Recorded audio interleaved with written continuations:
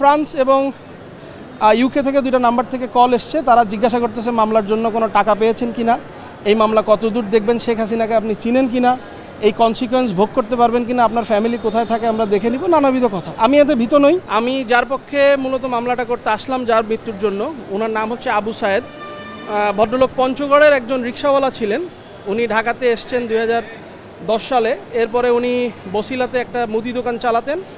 এই মুদি দোকানের পলিথিন কেনার দিন জন্য উনি 19 তারিখ বিকাল 4টার সময় আনুমানিক রাস্তা পার হওয়ার চেষ্টা করছিলেন।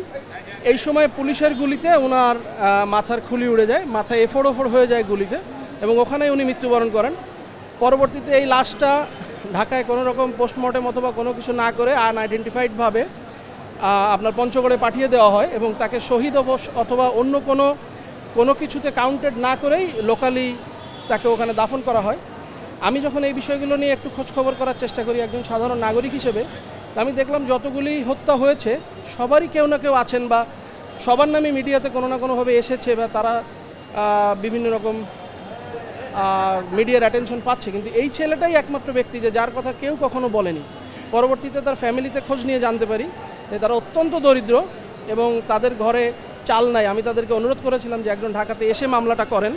তো অবশেষে বিবেকের তাড়নায় আর থাকতে না পেরে আজকে এসে খুনি হাসিনার এগেনস্টে হত্যা মামলার জন্য আবেদন করেছি। মামলার প্রধান আসামি শেখ হাসিনা, এরপরে আওয়ামী লীগের সেক্রেটারি ওবায়দুল কাদের, এবং তারপরে শেখ হাসিনার খুনি পুলিশ বাহিনী, যারা আসলে এই খুনের এবং যে গুমের, শুধু তাই না, মানে জুলাইয়ের সমস্ত খুনের দায়ভার যে পুলিশ বাহিনীর কাছে, সেই পুলিশ বাহিনীর প্রধান সাবেক আইজিপি, সাবেক ডিএমপি কমিশনার, ডিএমপির সাবেক ডিবির অফিসার যারা ছিল তারা, এবং 3 জন রাজনৈতিক ব্যক্তিত্ব, স্বরাষ্ট্রমন্ত্রী ওবায়দুল কাদের এবং তৎকালীন বাংলাদেশের প্রধানমন্ত্রী শেখ হাসিনা।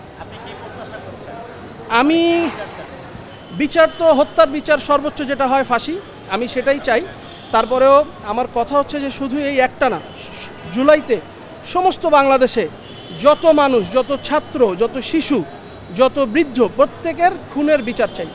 এবং আমি শুরু করলাম, অনেকেই হয়তো ভয় পাচ্ছে, শেখ হাসিনার বিরুদ্ধে মামলা করতে চায় না, অনেকেই হয়তো মনে করছে যে তার অনেক ক্ষতি হবে। আমাকে অনেকেই মামলার আগে বলেছিলেন যে তুমি এটাতে যেও না, কিন্তু শুধুমাত্র বিবেকের তাড়নায় যে এই ছেলেটাকে কেউ কোনোদিন অ্যাটেনশনই দিল না, একটা লোক মারা গেল মাথায় গুলি খেয়ে, কেউ কিছু বললো না, গেলও না তার বাড়িতে, এই জন্যই আমি এই বিবেকের তাড়নায় মামলাটা করলাম। কারণ আদালতের একটা প্রক্রিয়া আছে, সেই প্রক্রিয়ার মাধ্যমে আগাতে হবে। আদালত থানাকে বলেছে এজাহার হিসেবে গণ্য করে তদন্ত করবে, থানার বিষয়গুলো দেখবে। বাকি প্রক্রিয়া যেটা আছে, আমি আপাতত সন্তুষ্ট, কিন্তু আমার প্রত্যয় হচ্ছে আমি একদম শেষ দিন পর্যন্ত এই মামলার রেজাল্ট দেখে ছাড়বো ইনশাআল্লাহ। ফ্রান্স এবং ইউকে থেকে দুইটা নাম্বার থেকে কল এসছে। তারা জিজ্ঞাসা করতেছে মামলার জন্য কোনো টাকা পেয়েছেন কিনা, এই মামলা কতদূর দেখবেন, শেখ হাসিনাকে আপনি চিনেন কিনা, এই কনসিকোয়েন্স ভোগ করতে পারবেন কিনা, আপনার ফ্যামিলি কোথায় থাকে আমরা দেখে নিব, নানাবিধ কথা। আমি এতে ভীত নই, কারণ আমি জানি যে এরকম ভয়ভীতি দিয়েই তারা গত 17 বছর অন্যায়ভাবে এ দেশটাকে শোষণ করেছে এবং এতগুলো ছাত্র জনতার মৃত্যু ঘটিয়েছে। আরেকজন আমি যদি মারা যাই কিছু আসে যায় না, কিন্তু শেখ হাসিনাকে বিচারের কাঠগড়ায় আসতে হবে, এটা আমাদের কথা। আমি এখনও আইনের সহযোগিতা চাওয়ার মতো গুরুত্বপূর্ণ মনে করছি না, কারণ এটা হচ্ছে গিয়ে যে কেউ একটা ফোন নাম্বার তুলে দুইটা কথা বিদেশ থেকে বলতেই পারে। আমি যদি আসলেই ফিল করি যে আমার নিরাপত্তার অভাব, আমি অবশ্যই বাংলাদেশ পুলিশের কাছে এটার জন্য সাহায্য প্রার্থনা করব, মানুষের কাছে আবেদন করব, যাদের আত্মীয়, যাদের বন্ধু, যাদের ভাই, যাদের বাচ্চা, যাদের বাবা, যাদের মা মারা গেছে, আপনারা প্রত্যেকে আসুন। এই শেখ হাসিনাকে ভয় পাওয়ার দিন চলে গেছে, সিনা টান করে দাঁড়ান, মামলা করেন। আমরা এই শেখ হাসিনা এবং তার রেজিমকে ন্যায় বিচারের মাধ্যমে যা তারা ঘটিয়েছে, সেই ঘটানোর যে বিচার, সেই বিচারের মুখোমুখি করতে চাই।